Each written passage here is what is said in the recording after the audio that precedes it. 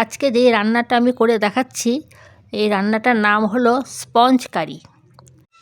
আলুগুলো আমি মাঝারি সাইজ নিলাম, যেসব যে সব যেন মোটামুটিভাবে সমান মাপের হয়।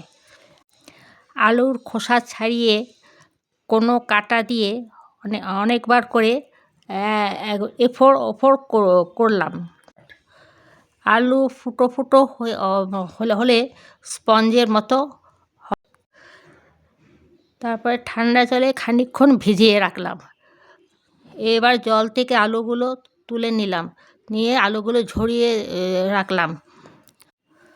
বাটা মশলা দিয়ে নুন, দুধ, লেবুর রস সঙ্গে মিশিয়ে তার মধ্যে আলুগুলো দিলাম।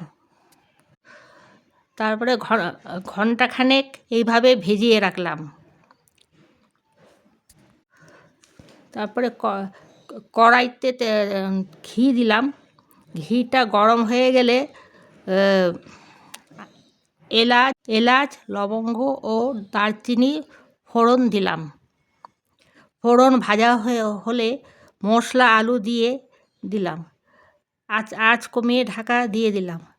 কম আঁচে আস্তে আস্তে ফুটবে। আলু সেদ্ধ হলে ঝোল গাঢ় হয়ে এলে নামাবার আগে একটু ঘি দিয়ে দিলাম। তারপরে নামিয়ে নিলাম। যদি আপনাদের রান্নাটা ভালো লাগে, আপনারা সাবস্ক্রাইব এবং শেয়ার করে দেবেন।